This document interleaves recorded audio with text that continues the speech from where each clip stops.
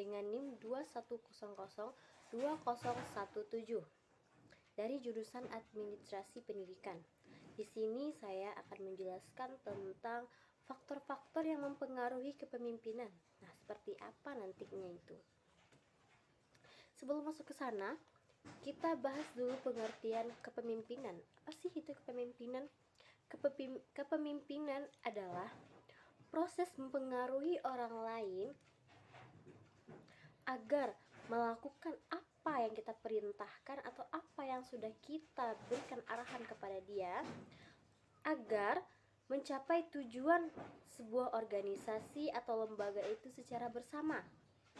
Selanjutnya adalah pengertian pemimpin. Pemimpin itu adalah seseorang yang memiliki kemampuan dalam mempengaruhi orang lain ataupun memotivasi orang lain agar mencapai tujuan secara bersama.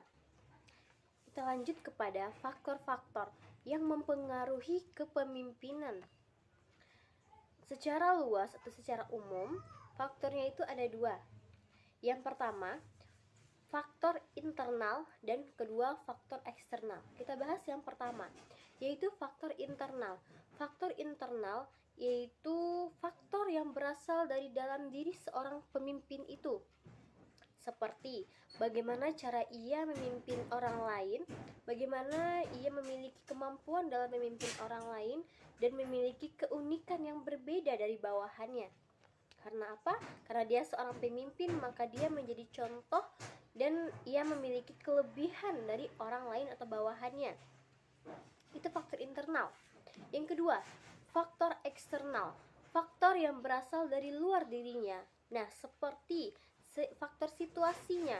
Bagaimana situasi dalam organisasi tersebut, atau faktor berasal dari kependidikan atau bagaimana dia berpendidikan dulu seperti apa, itu akan mempengaruhi dia dalam kepemimpinan.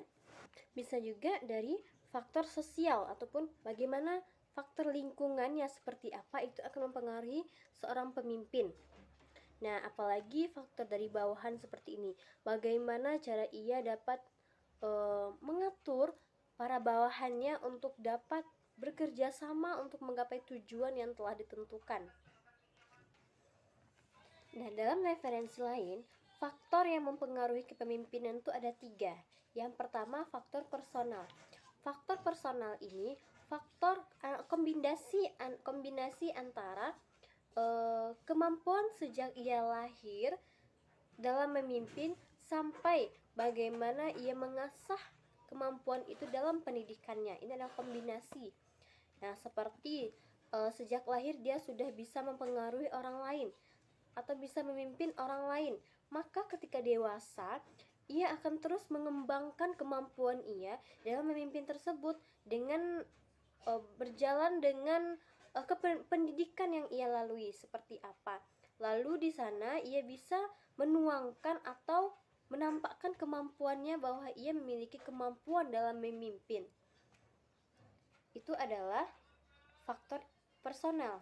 Yang kedua, kita bahas faktor jabatan. Faktor jabatan ini kita contohkan seperti dua orang. Dua orang memiliki kemampuan, sama-sama memiliki kemampuan dalam memimpin. Yang pertama, ia memiliki kemampuan dalam memimpin dan ia memiliki jabatan sebagai seorang manajer. Lalu, ia memerintahkan bawahannya untuk melakukan perubahan-perubahan terhadap kemajuan dari organisasi atau lembaganya. Maka bawahannya dengan senang hati mengikuti apa yang ia perintahkan. Nah, dan orang kedua, ia memiliki kemampuan dalam memimpin, namun ia tidak memiliki jabatan sebagai seorang pemimpin atau manajer, dan ia memberikan arahan juga kepada bawahan ataupun kepada anggota-anggota lainnya. Namun para anggota tersebut tidak ingin atau tidak mengikuti apa yang ia katakan. Karena apa? Karena ia tidak memiliki jabatan sebagai seorang pemimpin. Nah, di sini faktor pemimpin sangatlah berpengaruh. Nah, kita bahas yang ketiga, yaitu faktor situasi dan kondisi. Nah, Di saat kondisi atau situasi memanas atau lagi banyak-banyaknya permasalahan, maka seorang pemimpin di sini sangat dibutuhkan untuk dapat membantu menyelesaikan masalah yang terjadi dalam organisasi atau lembaga tersebut. Nah, ketika situasinya saat itu sangat kacau, maka seorang pemimpin akan menunjukkan kemampuannya dalam menyelesaikan permasalahan-permasalahan itu. Nah, dari situasi itulah orang bisa menilai bahwa ia pantas disebut sebagai seorang pemimpin. Nah, itulah beberapa versi-versi tentang faktor-faktor yang mempengaruhi kepemimpinan. Menurut saya, faktor yang paling dominan itu dari faktor yang mempengaruhi kepemimpinan itu ada dua. Yang pertama yaitu faktor personal, faktor yang berasal dari dirinya sendiri, faktor yang memang sudah ada seperti jiwa atau kemampuan kepemimpinannya sudah ada sejak ia kecil, lalu ia mengasahnya, lalu dia pantas dikatakan sebagai seorang pemimpin. Itu adalah faktor yang paling berpengaruh. Yang kedua itu faktor jabatan.